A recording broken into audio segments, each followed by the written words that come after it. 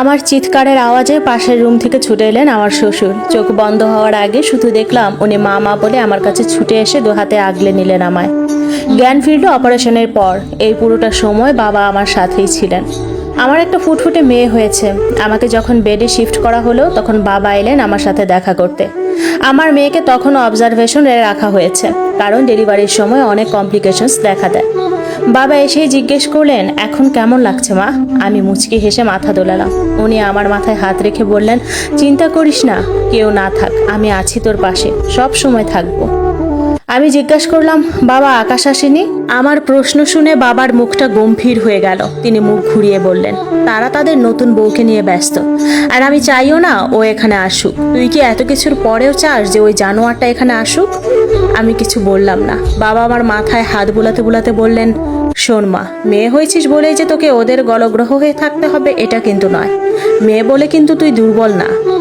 আমি বলছি শোন, ওই জানোয়ারটার সাথে আর সম্পর্ক রাখিস না। ওর কাছে থাকলে সারা জীবন কষ্ট ছাড়া আর কিছুই পাবি না। আমি কান্না ভেজা কণ্ঠে বাবাকে বললাম, তাহলে আমি কোথায় যাব বাবা? তুমি তো জানোই আমার পরিবারের কি অবস্থা, মেয়েকে নিয়ে আমি কোথায় যাব? তখন বাবা বলল, সে চিন্তা তোকে করতে হবে না, এবার যা করার আমিই করব। আমার নাতনির জন্য যা করতে হয় সব আমি একা করব, কাউকে প্রয়োজন নেই। ও আমার রক্ত, আমার বংশধর। বাবা আরো কিছু কথা বলে বেরিয়ে গেলেন রুম থেকে। কিছুক্ষণ পর আমার বাবা মাও এসে পৌঁছালো। কতদিন পর দেখলাম তাদের। আমার শ্বশুর তাদের সবটা জানিয়েছেন। মা এসে আমায় জড়িয়ে ধরে কাঁদতে কাঁদতে বললেন, এত কিছু হয়ে গেছে তোর সাথে, তুই আমাদের সব জানাসনি কেন মা? সব একা একা সহ্য করলি।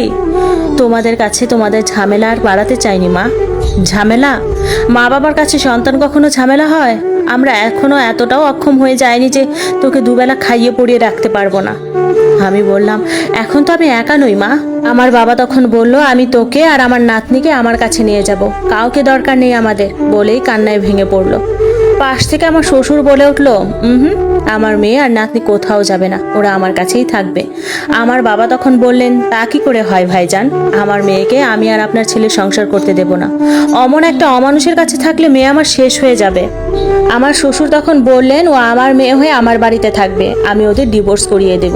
আমার ডিভোর্স করিয়ে দিবে, কিন্তু তবুও আমার শ্বশুর আমাকে যেতে দিবেন না। বাবা তার কথায় অটল। শেষমেশ আমাদের সবাইকে তার কথাই মানতে হলো। 7 দিন ছিলাম হসপিটালে, কিন্তু এই 7 দিনে আমার শাশুড়ি মা কিংবা আকাশ কেউ আমার সাথে দেখা করা তো দূর, কেউ খোঁজও নেয়নি আমি বেঁচে আছি কিনা। আমি বুঝলাম ওই মানুষটা আমার ভালোবাসা পাওয়ার যোগ্য নয়। এই কয়দিন আমার শ্বশুর, বাবা মা সবাই আমাকে বুঝিয়েছে, বলেছে তার সাথে সম্পর্ক শেষ করতে। আমিও সেটাই ঠিক করেছি। এবার থেকে আমি বাঁচবো শুধু আমার আর আমার মেয়ের জন্য। তার জন্য ভালোবাসার ছিটে ফোটাও নিজের মধ্যে রাখবো না। আজকে আমাকে হসপিটাল থেকে বাড়ি নিয়ে যাচ্ছে। বাবা মা চলে গেলেন গ্রামের বাড়ি। আমার শ্বশুর সাথে করে নিয়ে যাচ্ছেন আমায়। বাড়ি পৌঁছে সদর দরজায় দাঁড়িয়ে আছি। বাবা কলিং বেল চাপলেন। আমার বুকের ভেতরটা টিপ টিপ করছে। কে জানি কি অপেক্ষা করছে আমার জন্য। তার নতুন বউ এসেছে। অন্য কারোর সাথে সে এতদিন থেকেছে, শুয়েছে আমার ঘরে, আমার বিছানায়।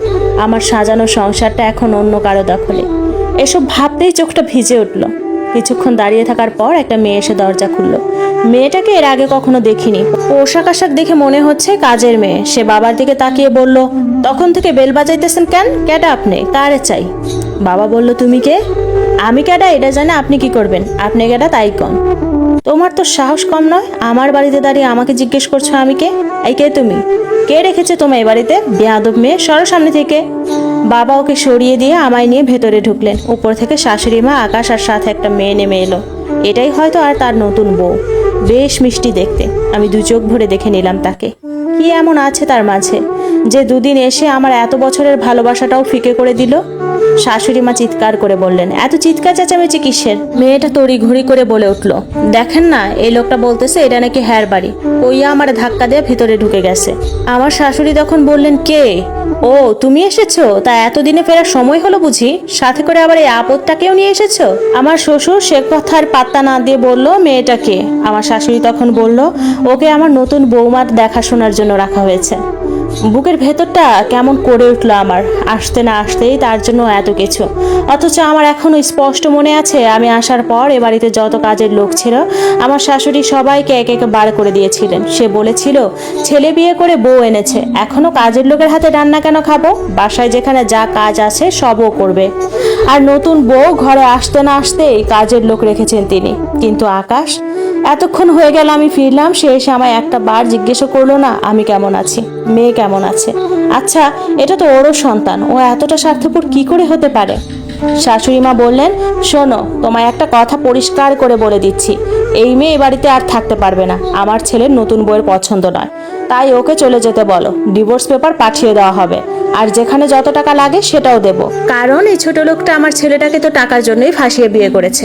আমার ভোলা ভালা ছেলেটা বুঝতেও পারেনি। ওকে ওর চাহিদা মতো টাকা দিয়ে দিব, শুধু আমার ছেলের জীবন থেকে আর এই বাড়ি থেকে বরাবরের জন্য ছেড়ে চলে যেতে হবে। ওর মুখও দেখতে চাই না আমরা।